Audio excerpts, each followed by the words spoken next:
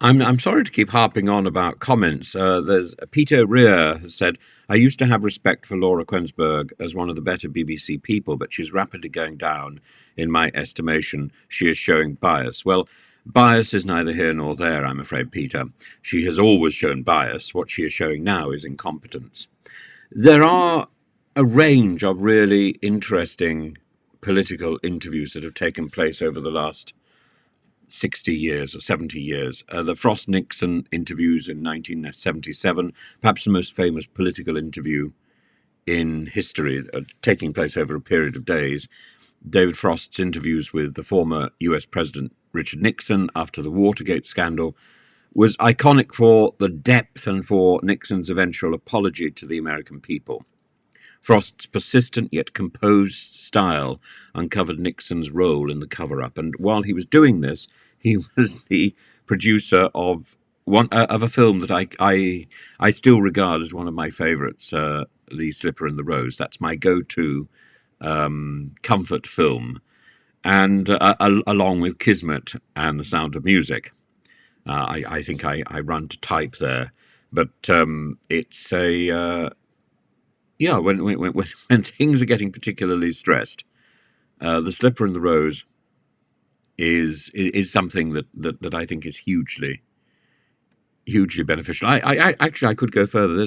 There's a lovely film called The Little Prince, which has a score by Lerner and Lowe. It's very obscure, but that's also amazing. There's a film by Danny Kaye called Merry Andrew, and of course there's Mary Poppins, and then there's there's lots of Fred Astaire and Gene Kelly films, which were just pleasant to wind down to, and what I find so extraordinary is the quality of talent, the discipline in evidence in all of those films, even though they're purely entertainment. Casablanca is another example, which is just Casablanca and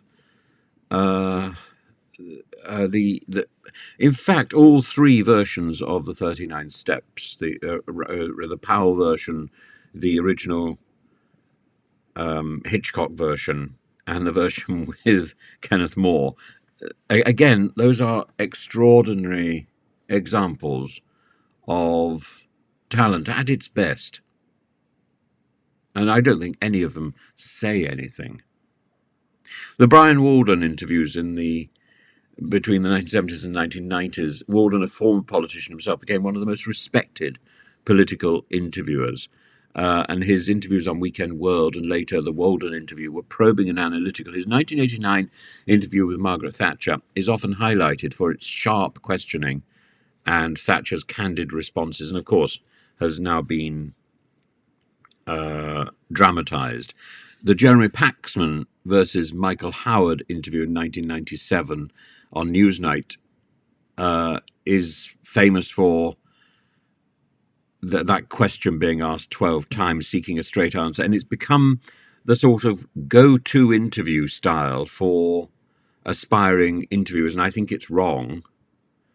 Paxman gets away with it partly because of his charm, and it's again something which is underestimated. Furrowing your brows and digging in is simply not an excuse. And Paxman exuded preparation and knowledge, and he was having a conversation with the people who he'd invited on the show. The Robin Day interviews, again, this extraordinary ability to have a conversation. He was active between 1960 and 1980. He was very much a person of my childhood, the pioneer, possibly, of the confrontational political interview in the UK. He challenged figures from across the political spectrum. In 1982, his interview with the Defence Secretary John Nott, in which Nott walked out after being called a here today, gone tomorrow politician, is particularly remembered as John Nott is not. Robin Day was right. Andrew Marr and Gordon Brown in 2010. Andrew Marr is always worth watching because, again, he is prepared, He knows what he's talking about. He has an interest. And when Ma was questioning Brown about rumours of taking prescription drugs, it was controversial. It stands out because it touched on personal character and public perception, the difference between the two. And I think it may have speeded up the collapse of the Brown government. Emily Maitlis and Prince Andrew, of course, are bringing that up to the present day. Though not a traditional political interview, the BBC Newsnight programme with Prince Andrew about his association with Jeffrey Epstein is one of the most consequential interviews of recent times. And Maitlis's calm and unflinching questioning led to answers that caused Prince Andrew's public downfall. Simply remarkable. And you'll notice in those six or seven examples, Laura Kuenssberg doesn't even get a look in, because she's not actually very good. And I'm sure she's perfectly capable as an interviewer, but she is not the flagship of the BBC, of the national broadcasting station, and it's a mistake keeping her in post. She's not very well prepared. She's not very